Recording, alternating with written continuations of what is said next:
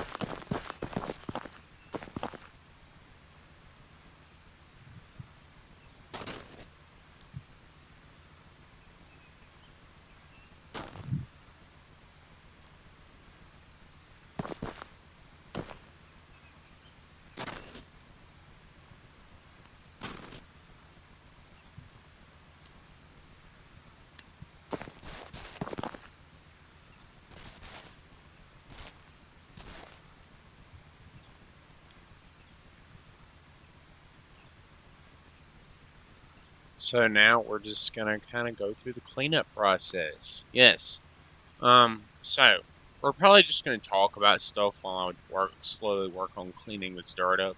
The process won't take me that long, but like it probably will take me at least, I don't know, 30 minutes maybe. Well, I don't know. I don't think it'll take me that long. Probably won't take me nearly that long, but like it might feel like a long time, but like I'll try to make it. I'll try to fill the waiting time with more of talking about other stuff. So while we wait on this, we're gonna chat about some stuff. So,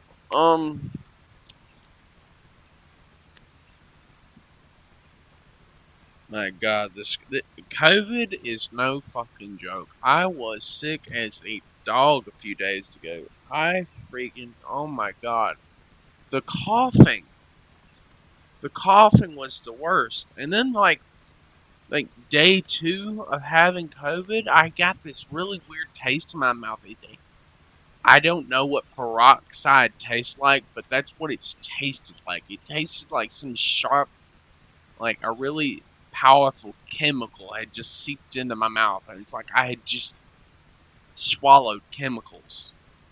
And it's like it was just all over in my mouth, and it kept coming back up, and I was like, I still have it, the residue of it. I just didn't lose my taste. It's just my taste got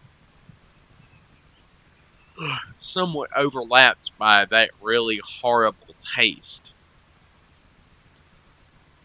And the only way I could actually get rid of it for a short time was to brush my teeth and use Listerine. So I basically cover up that hard taste with some better tasting product type stuff, chemicals, chemical based products that actually taste good, somewhat.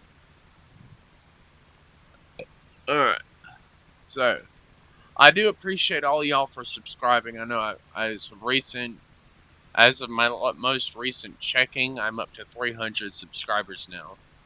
I've uploaded a lot of content over the last year and a half or so that I've been uploading. At least, I don't know, it might not have been that. It might have not have been that long, but like I try to keep uploading as much as I can. So my God, it's already 3:52. Shit, I didn't think it was gonna take me this damn long to fill this freaking thing. So, anyways, we're gonna talk about some other stuff that's out there right now. Like, I just read the news on uh from the comic book person web page that gives you popular gaming info, and apparently there's a good Steam game out that's out right now that won't be out for very long. As you know, they do this. It's gonna be taken off in a few days. It's about less than a week's time. It'll be gone. It's called Friday the 13th Killer Puzzles from Blue Wizard Digital. It apparently has a very positive user review with 93% rating, over 5,000 user reviews, rating gaming positive. The game, which was released in 2018, is available on other platforms, but all of these versions, like the Steam version, are also delisted on January 23rd. Unlike the Steam version, though, these versions are not free until then. Why the game is being removed?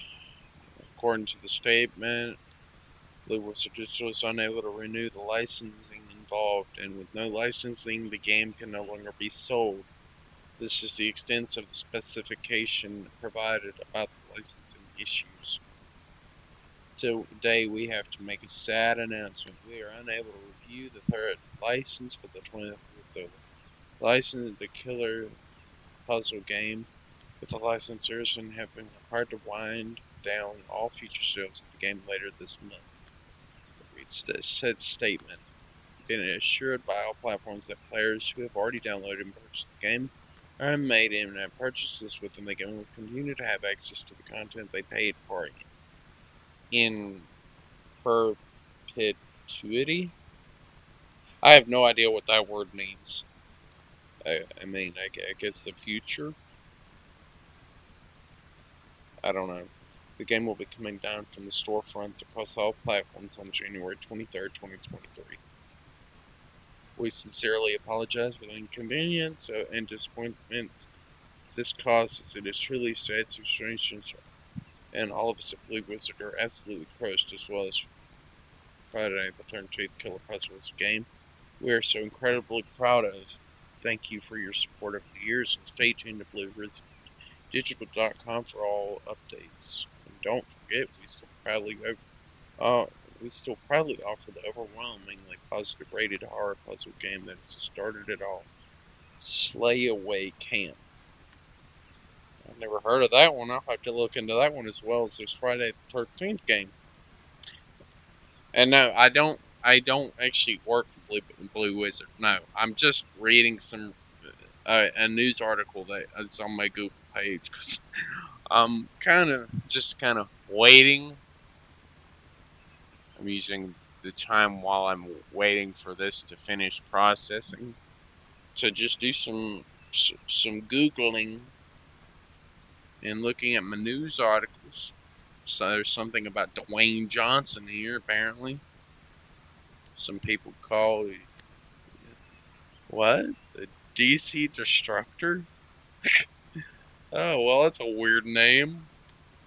The DC Destructor. I'm like, what kind of villain name is that?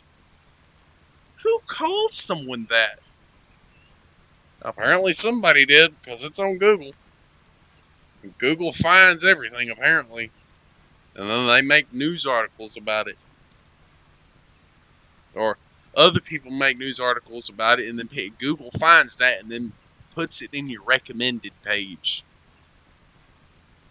It's in my discovery page. It's like finds all these random things that I might like to read, and then it's like Razor Edge arrives to destroy the Switch and Steam Deck. Ah, Razor's got one too now. The Razor Edge. I'm like, the Razor Edge arrives to destroy the Switch and Steam Deck. Oh shit! Competition! Competition! Mm.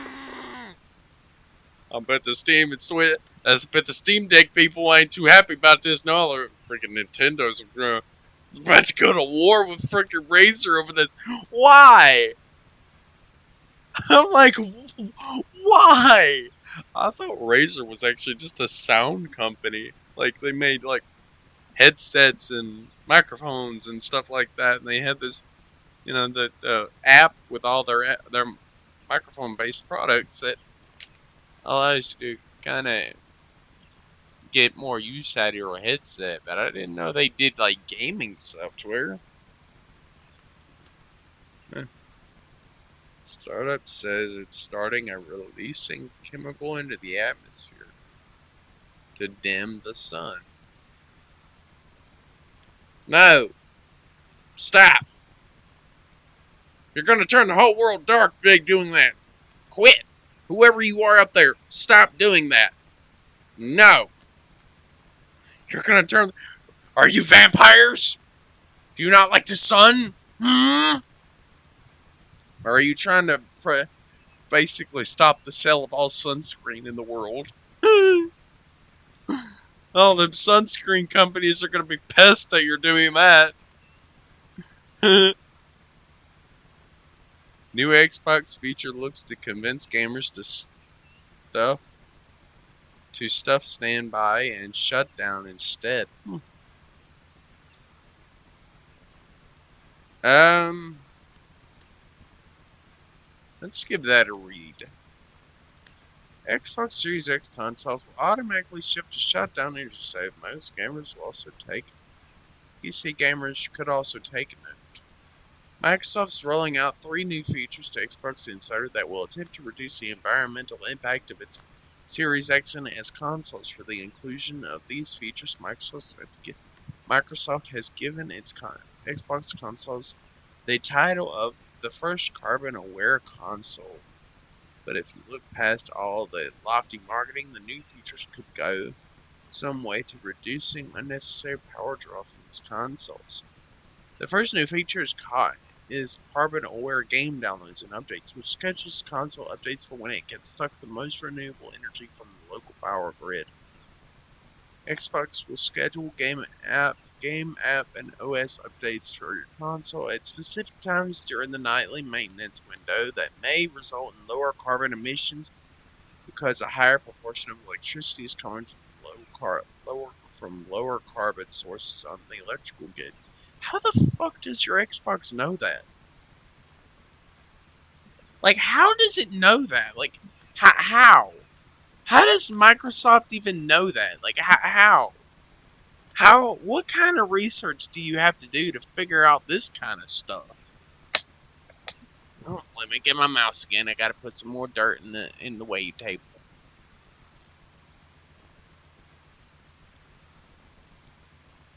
Alright, let's continue here. Next feature is actually pretty simple. Microsoft is changing its Xbox Insider's console automatically shift to the shutdown energy power saving mode. If you leave your console in standby mode, you could be drawing up to 20 times more power than if you shut the console down fully.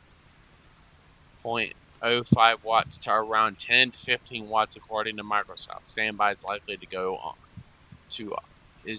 go-to option of choice for most gamers, which means this could be the real power saver of the lot. Last-gen Xbox One consoles will also be receiving a new shutdown energy-saving power mode. Since there are roughly 50 million of those consoles out in the wild, plenty of which are likely to still be operating, this could be the feature that most important for power savings on the whole. Then again, Microsoft's still trying to figure out the best way to tell users of the change, and there's no Automatic shift to the new shutdown mode for the older models. The console's boot time will be slower with the new mode enabled, but that feels like a small price to pay for lower energy consumption, which is important, especially for your energy bill. That sounds like a really important thing if you want to, keep your energy bill down. We get people out there that have like $500 energy bills. I'm like, do this. Put your Xbox in shutdown mode instead of standby mode. Like in the energy saving mode instead of the standby mode. Plus, with the new Series X models and Series X and S models, the startup time, if you actually put it in energy saving and you turn it back on, the startup time is not that long. It takes, what, a few seconds. You might be waiting there for maybe 30 seconds for it to get to boot all the way up.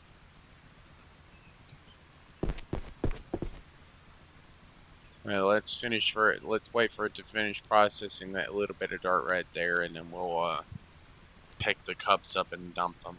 The hard work will be getting users to make the change in their settings means, especially on the older consoles where users may be less aware of the new features being added. It looks like Microsoft is aware of the mammoth task of actually getting Xbox One owners to make the switch. To try and convince users to take the plunge on the energy saving setting, Microsoft says it will save the equivalent amount of carbon removed by one tree planted and grown for a decade for every 2 consoles that switch to shutdown. It will save the equivalent amount of carbon removed by one tree planted and grown for a decade, 10 years, for every 2 consoles that switch to shutdown. Think of that. One tree that grows for 10 years. It's planted and grown for 10 years, and the amount of carbon, like carbonation, it processes into oxygen. All that carbon could be removed by just. If I'm reading that right, I think that's how they're making this sound. I might be getting the context wrong. If I am, I'm sorry. Anyways, okay, so this is done. So we're gonna go and dump or drop it on the floor again. Okay, it's 1, 2, 3. All right, let's go over here and dump another 3 shovels in here. Alright.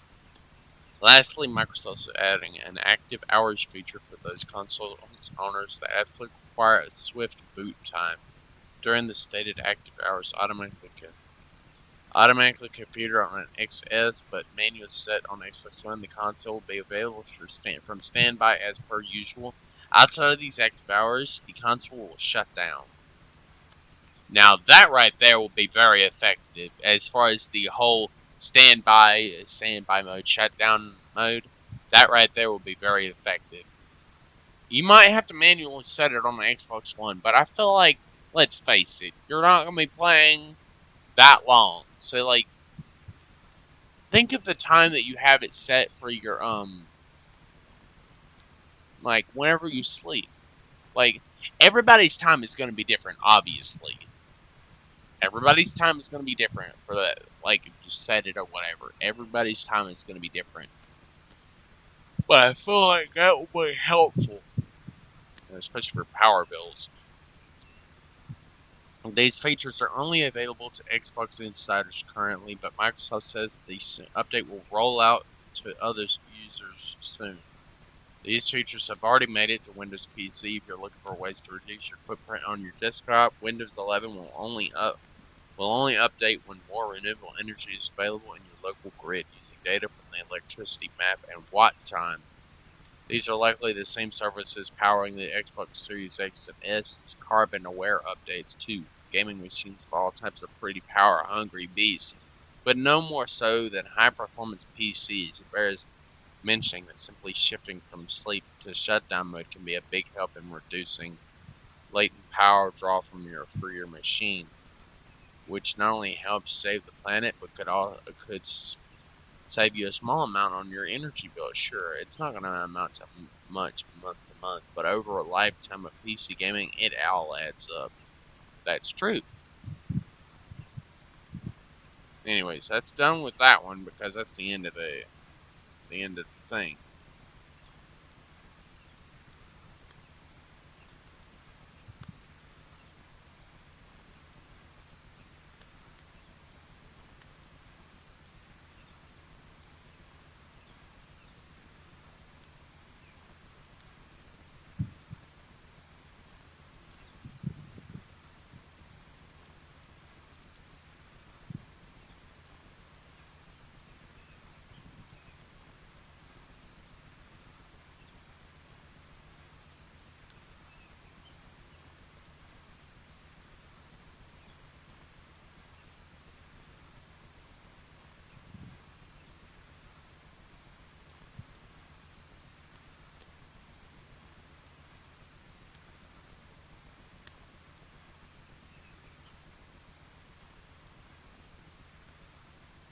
All right, so I found something else interesting on here.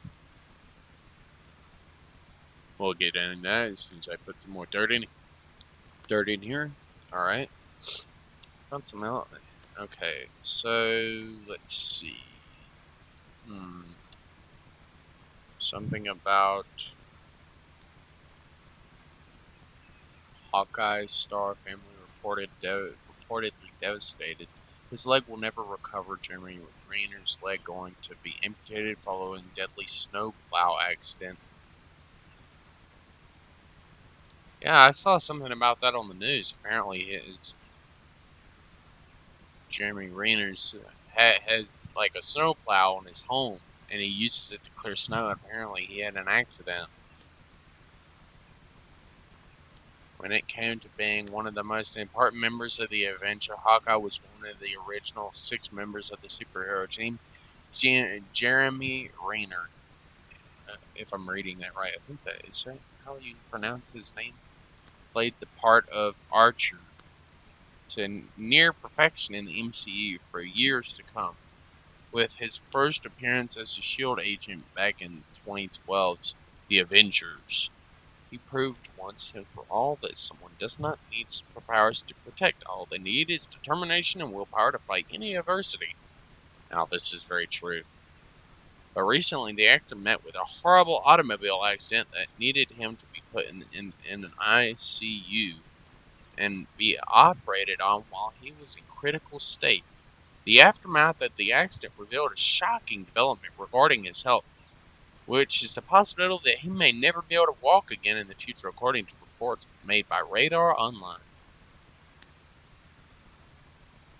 And that's, well, that was a very short one, very short.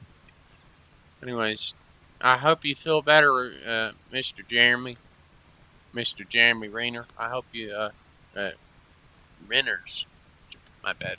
Have I been saying Reamers? Fuck. I feel like an idiot now. Renners. Jeremy Renners. It was that M in Jeremy that was fucking me up. Jeremy Reamers. I feel like I was saying Reamers this whole time. I might have been saying Renners, but I swear I feel like I was saying Reamers this whole damn time. Anyways, it's Renners. Jeremy Renners. I hope he feels better. I hope I hope his leg is actually, you know, not permanently broken. So I feel like that would be shit, literally, because you wouldn't be able to walk anymore, so you wouldn't be able to actually enjoy life as much if you are stuck in a wheelchair. Because you can't go as many places in a wheelchair. Well, I mean, unless we're talking like Bentley from freaking Sly Cooper. That guy, that damn, that turtle's wheelchair could go fucking anywhere. Little rocket thrusters. Zoom, zoom. It's like ding, ding, ding. It's like he had a little triple jump after you upgraded, put some coins into his upgrades. Obviously, you had to like fish coins out of the enemy character's pockets to, and he would you collect enough. I mean, you could upgrade him, and eventually he would get like a triple jump. At first thing was like just one jump, and then you would get like a little rocket boat booster. But this was like in Sly Cooper 2 or either 2 or 3, and would get like a booster for him, so he would be able to jump.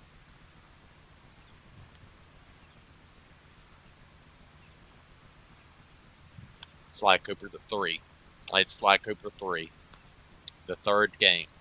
The second game is the one where he actually loses his legs. He breaks his back or something. I'm not sure. I never really looked too far into it, but I don't know. Oh my god, they're turning Count Dooku into a freaking rebellion hero. What? Since when? He was an enemy. He was a Sith. And plus, he got his hands cut off, so I don't really see him making much of a difference as a rebellion hero. I mean, unless he gets those things amputated, like, let's face it, he got his freaking hands cut off by Anakin back in the Clone Wars, and then he was decapitated at almost the exact same time. He was freaking. He got his hands cut off by lightsabers, and then he was decapitated. At least that's what they made us to believe. We saw his body fall over, but that doesn't mean anything. He could still technically be alive. Maybe. Very small chance. Just like Mace Windu. Mace Windu got his hand cut off. He got one of his hands cut off. Not both of them, one of them. And then he fell out of the window due to Palpatine's power! Unlimited power! I'm like, unlimited power does nothing if you know how to use it. If you don't know how to use it, stupid. Yeah, that's why Palpatine was so freaking disfigured. He looked like an old, wrinkled old man. Because he was using the dark side wrong. If you read the comic book series and shit like that, I actually saw a little post, like I read that, and I listened to like reviews and stuff about Palpatine and like why he was so disfigured, and they basically say that he was actually using the dark side, like misusing it, and the dark side was actually punishing him as well as Darth Vader because they were misusing the dark side. They were misusing it. And apparently that is the reason for their disfigurement. It's because apparently that was some form of punishment, I think. I did say I think, so if I am wrong, please put the actual reasons in comments below.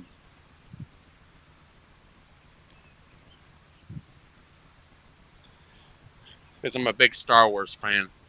Now, granted, I'm not as big of a Star Wars fan as some people, because some people go to extreme depths with their Star Wars agenda.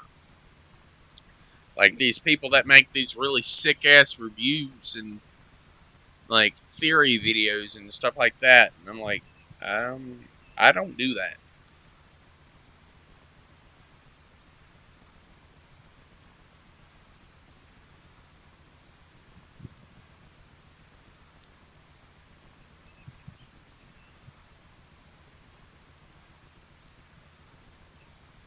Alright, so we're almost at 65% back there, so yeah. Let me see. Alright, so we're gonna see what else we can find on my Google page.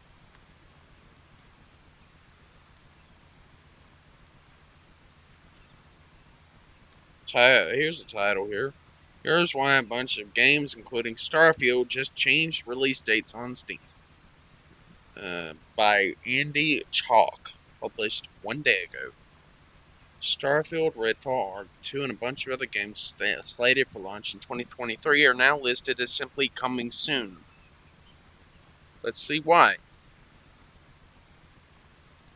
You may have noticed recently that Starfield's listed release date on Steam recently changed from 2023 to vague,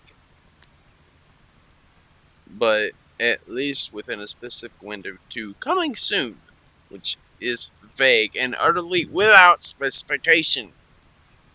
It was in fact just one of several to have their launch dates rejiggered today. Others visible on Steam include Forspoken. I don't know what that is. I have been looking at Redfall though. I do know what that one is. I've been looking at that one. Arc 2, I've been kind of waiting for that. I'm not a hardcore Arc fan, but I do like the way the game works. I like the mechanics and the dinosaurs and all that. So, and I'm kind of excited that Van Diesel's gonna be in Arc 2.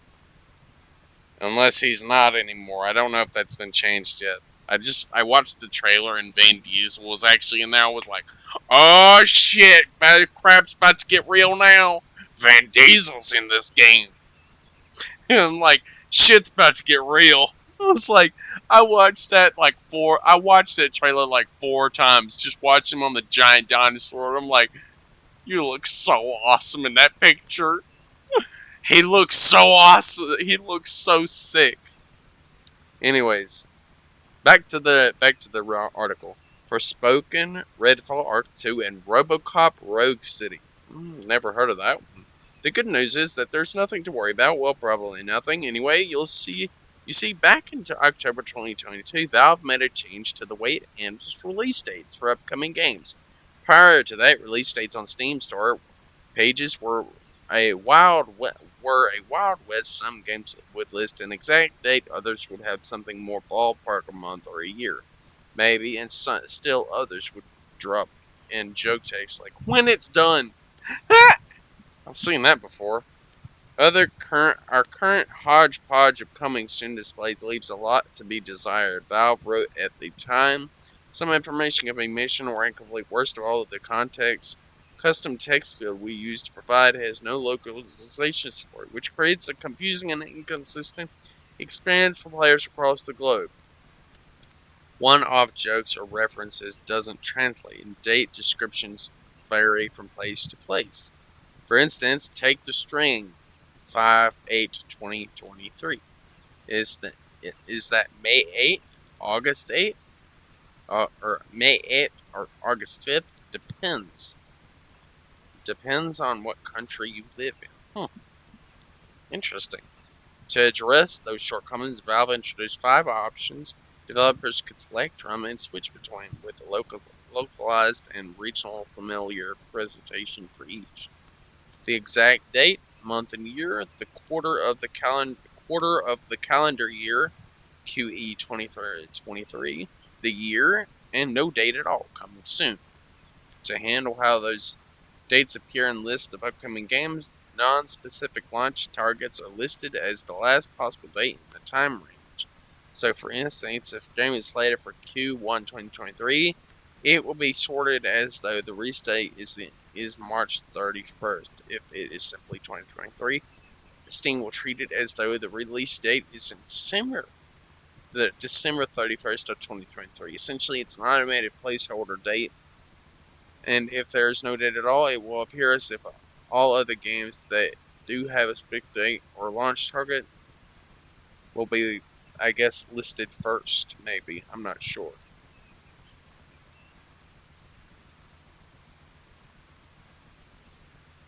Shoveling in the dirt, shoveling in the dirt. Looks like we're almost full there.